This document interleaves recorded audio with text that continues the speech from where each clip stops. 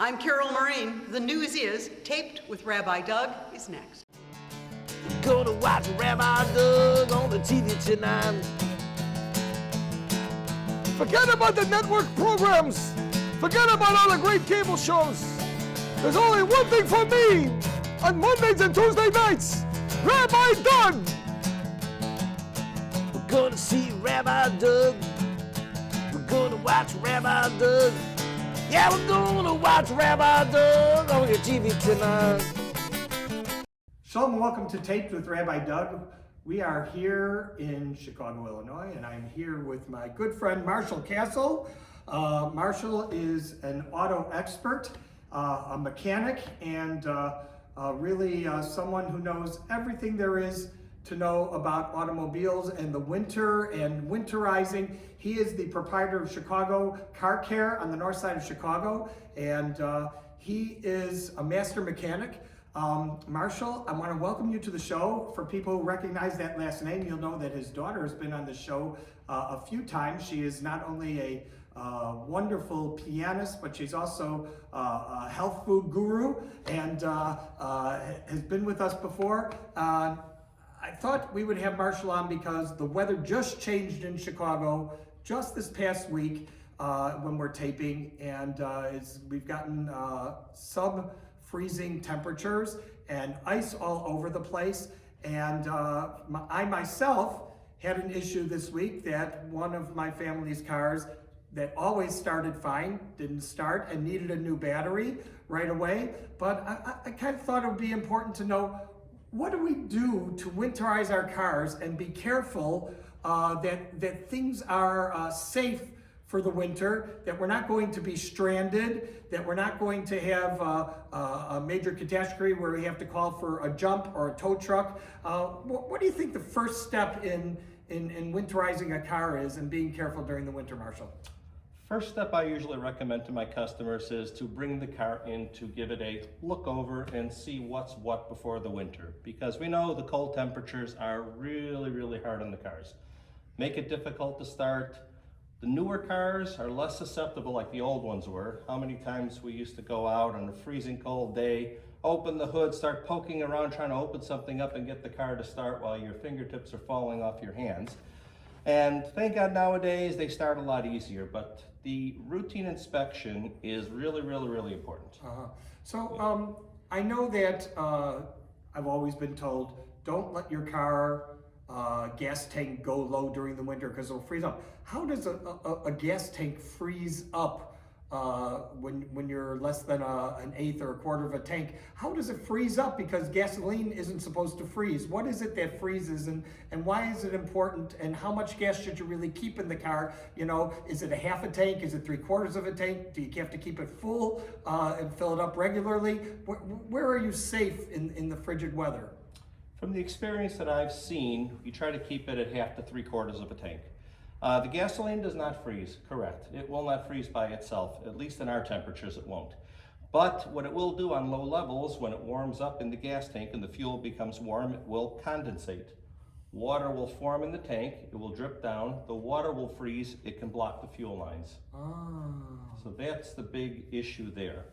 And the best way to protect that is to keep a good level of fuel in the tank so there's no room for condensation, evaporation, or anything of the like. Now, I'm not a car expert and I don't know, but I know in my car that I have to be careful that my antifreeze mixture, because it's mixed with water, it's not full strength antifreeze in the car, that it's kept at a proper mixture and that it's kept at a proper level to even keep the heat coming in the car. You know, if the heat is not working well, that there probably is a low level of antifreeze mixture in your radiator in your tank. Tell me a little bit about radiators today, radiators yesterday, and about the mixture with antifreeze, and especially during the winter time, how important it is. Because during the summertime, if you're low, you can just add water. It's not going to make much of a difference, I believe. But please fill us in on that. Right, you can add water in the summer. The only thing you're dealing with would be corrosion. The radiators nowadays are made mainly with aluminum and plastic. In the old days, they were nice heavy-duty brass, copper, other strong materials. and they were very forgiving about whatever you would put in there. What you have to consider though, the mixture of the antifreeze are usually like 50% water, 50% antifreeze. And what that does is it keeps the acidic level down because you're fighting various different materials. You're fighting aluminum, you're fighting plastics, you're fighting iron in the engine, you're fighting copper that's in the engine and other various metals. And those can produce electrical charges as the antifreeze flows through the system. And it can also cause corrosion. So the levels and the mixture are extremely, extremely important. And true what you said about the low level of antifreeze, you will feel that in your heat usually. That's the first indicator. Somebody comes in, I've got no heat, it's cold in my car. And you look at antifreeze level, antifreeze condition, and all that. All right, so I have a lot of questions, so you answered them as we Fire go away. along. But let's talk about the washer fluid.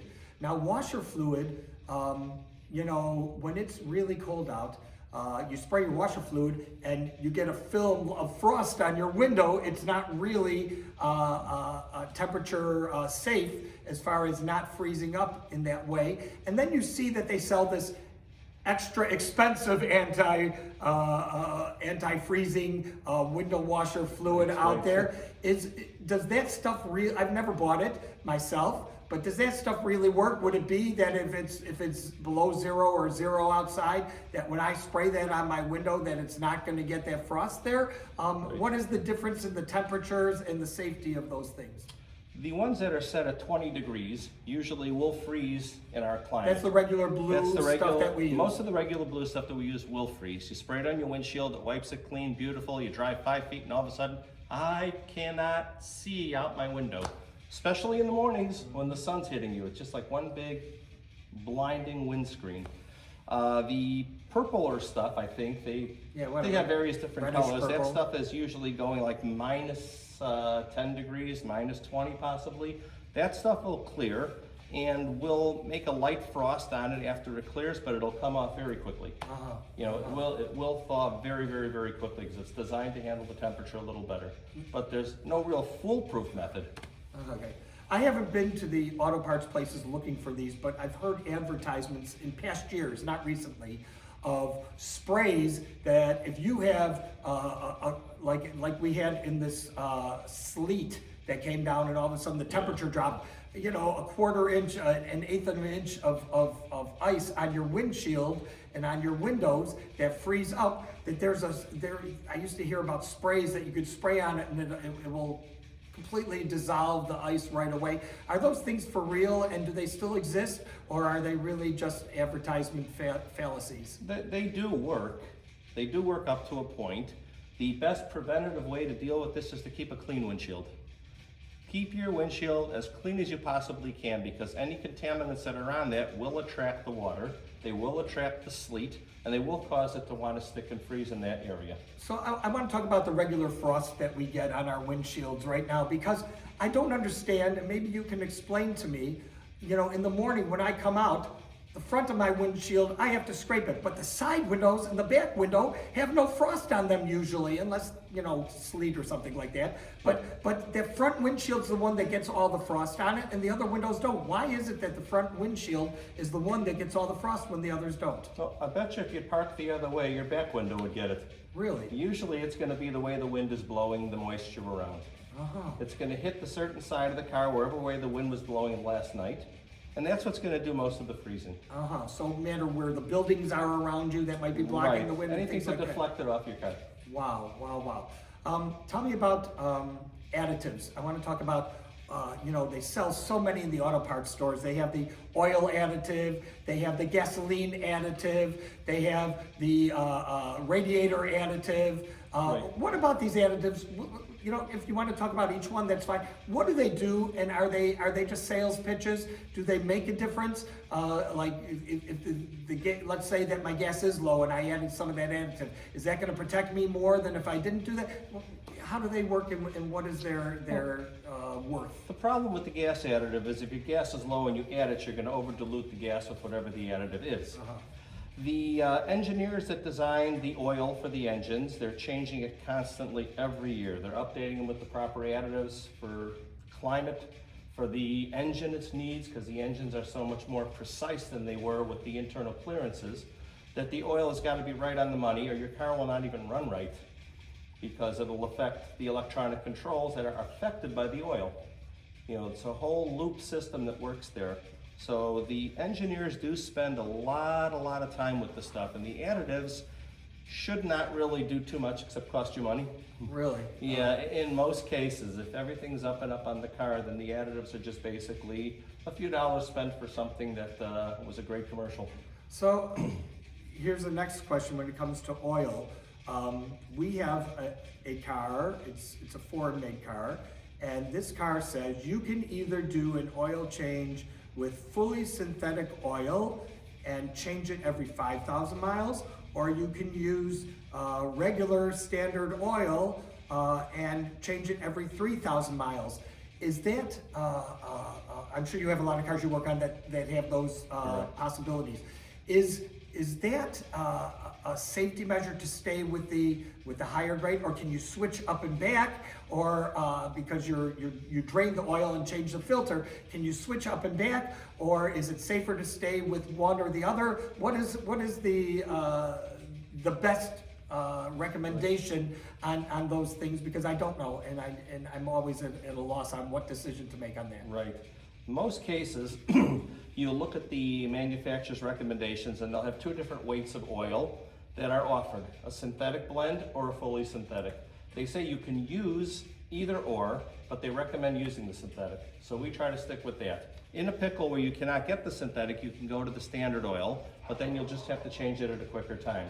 But they don't recommend running it consistently on the regular oil because, again, of the tolerances and the clearances in the engine, they want to make sure that everything stays as it should. So let's talk about oil just for a minute, because you see that you can pay, and I'm just making up a number, you can pay $6 for a quart of oil, and then you can pay $7.50 for a quart of oil, the same grade, same weight, that says high mileage motor oil, right. But it's the same weight of oil. What is the difference between the two, and do they make a difference?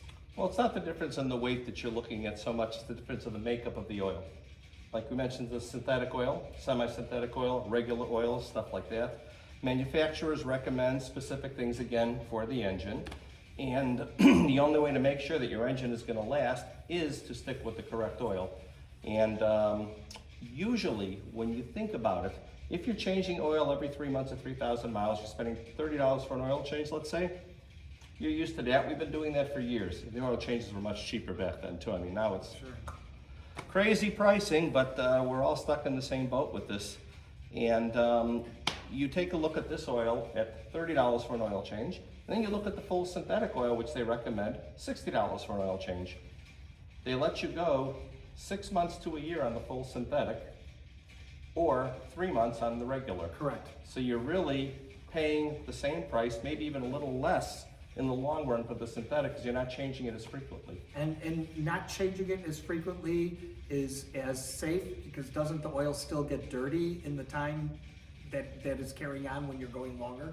It does, but synthetic tends to get tends not to get Less- dirty as less- fast. Sorry, less frequently. Right. Less frequently, Right, yeah. because of the synthetic additives. What is a synthetic blend?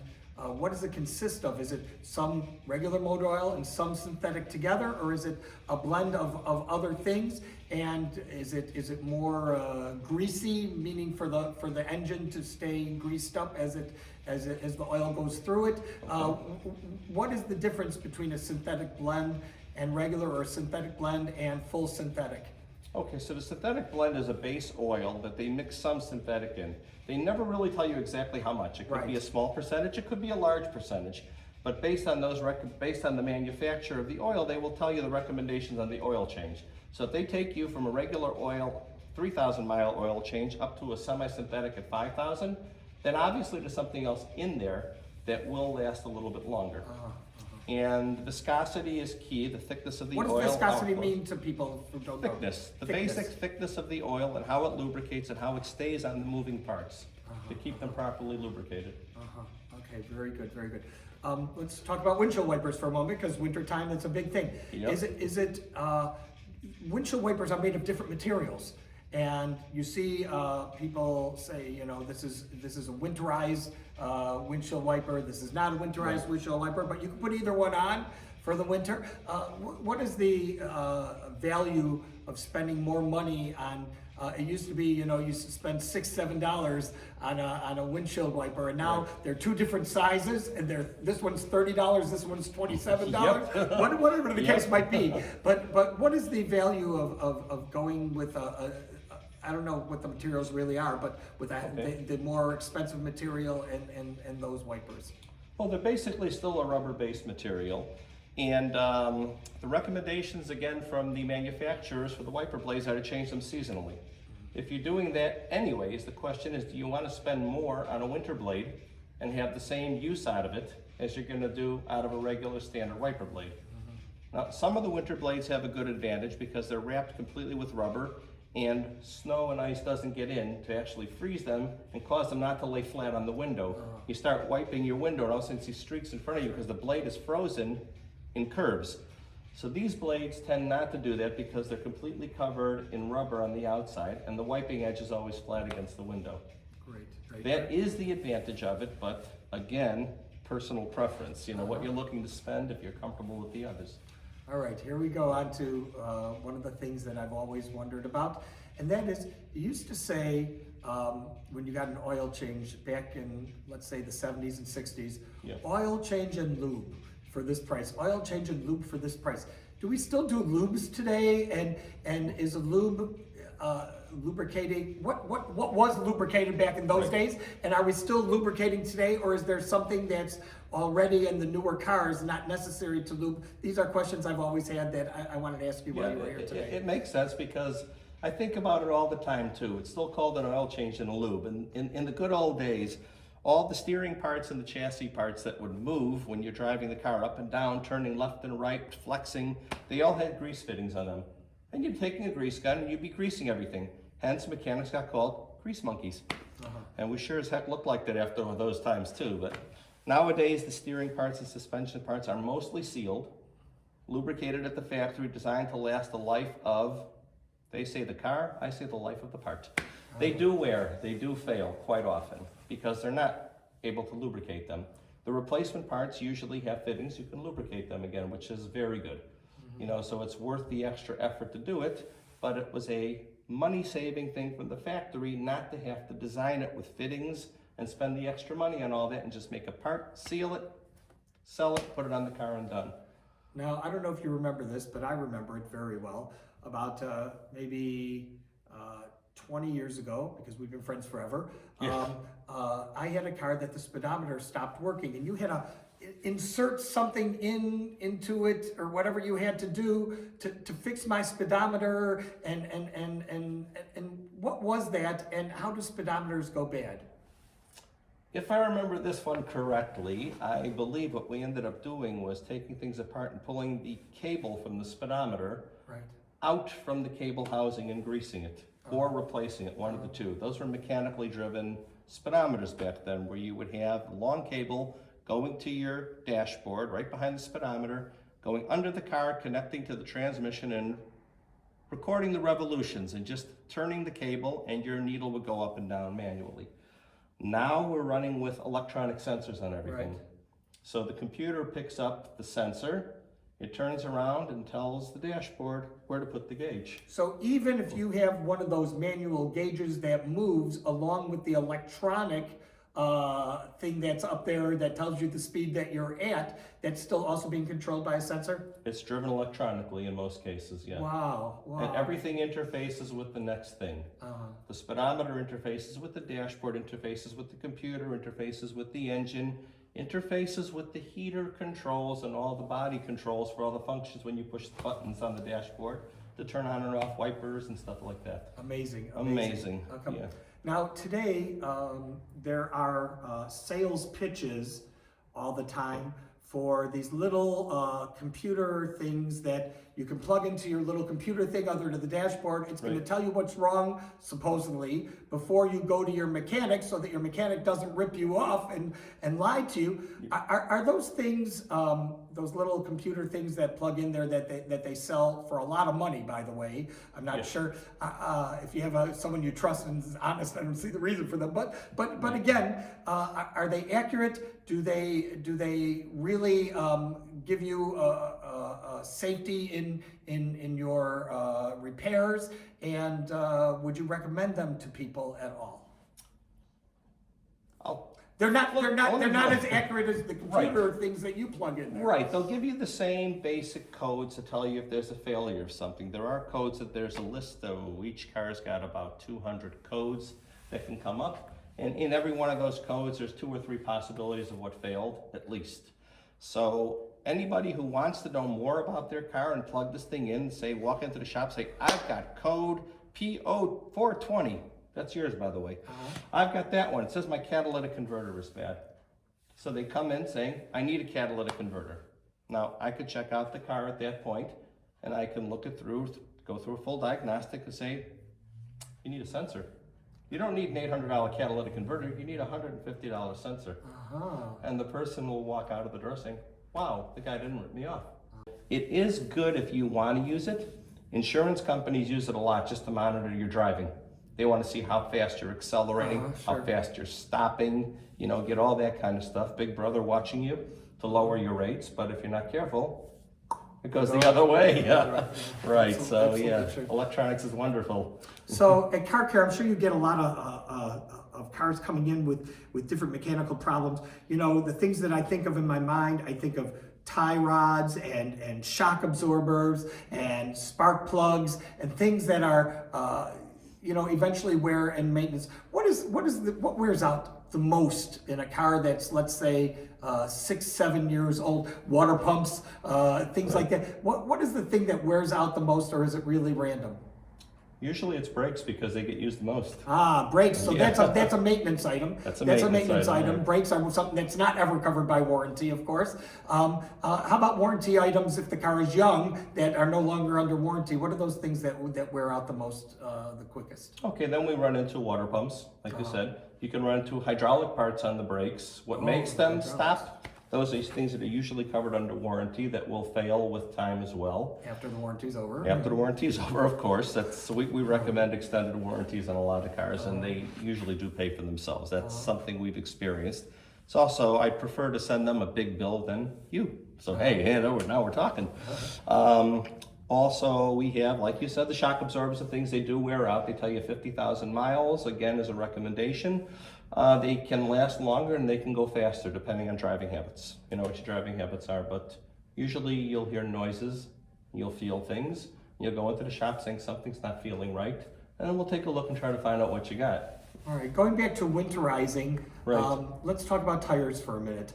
Now, there are brands of tires that everyone knows. You have the shop on this corner and the shop on this corner, who are the big name tires, and you can get those same size tires from some of the smaller companies. They're still big, but comparatively to the big name, some of the smaller companies for sometimes 200 less, 150 less, 300 less a tire for some vehicles.